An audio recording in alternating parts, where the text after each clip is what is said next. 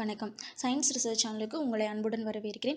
இன்னைக்கு நம்ம சேனல்ல ஒரு இன்ட்ரெஸ்டிங்கான அதே சமயம் புதுசான ஒரு விஷயத்தை பற்றி தான் பார்க்க போகிறோம். நம்ம வீட்டில் அதிகமாக கரண்ட் பில் வர்றதுக்கு காரணம் ரெண்டு பொருள். ஒன்று ஏர் கண்டிஷனர், இன்னொன்று ரெஃப்ரிஜிரேட்டர். நம்ம கட்டுற கரண்ட் பில்ல ஏர் கண்டிஷனருக்கு 14%, ரெஃப்ரிஜிரேட்டருக்கு 13.7% பங்கு இருக்குது. அந்த பிரச்சனையை போக்குறதுக்காக தான் ரஷ்யாவை சேர்ந்த யூரி டிமிட்ரிவி அப்படின்றவர் பயோ ரோபோட் ரெஃப்ரிஜிரேட்டரை டிசைன் பண்ணியிருக்காரு. எலக்ட்ரோலோட்டஸ் டிசைன் லேப் நடத்தின ஒரு காம்படிஷனில் அவர் இந்த பயோ ரோபோட் ரெஃப்ரிஜிரேட்டரை அறிமுகப்படுத்தியிருக்காரு. இதில் ஜெல் போன்ற சப்ஸ்டன்ஸ் மூலமாக தான் ஃபுட்டை கூல் பண்ணுறாங்க.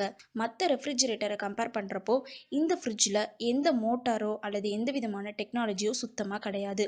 90% பயோபாலிமர் ஜெல்லை யூஸ் பண்ணி ஃபுட்டை கூல் பண்ணலாம். அந்த பயோபாலிமர் ஜெல்ல எந்த ஸ்மெல்லோ அல்லது ஒட்டுற தன்மையோ எதுவுமே கிடையாது.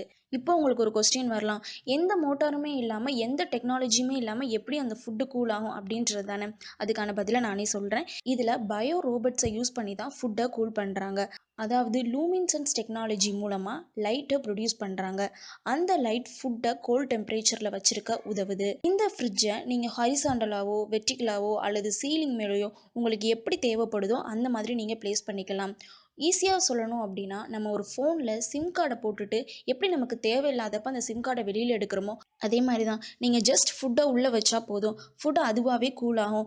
இந்த ஃப்ரிட்ஜில் தனியாக எதுவும் டோரோ இல்லாட்டி எந்த ரேக்ஸோ எதுவுமே கிடையாது.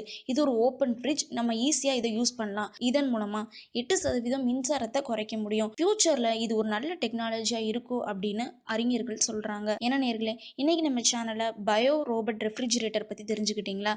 இந்த மாதிரி அறிவியல் சம்மந்தமான கேள்விகள் உங்களுக்கு எதுவும் இருந்துச்சுன்னா கீழே கமெண்ட் பாக்ஸில் சொல்லுங்கள். மேலும் சயின்ஸ் சம்மந்தமாக இன்னும் நிறைய தகவல்களை தெரிஞ்சுக்கிறீங்க. சேனலை சப்ஸ்கிரைப் பண்ணுங்கள். நன்றி, வணக்கம்.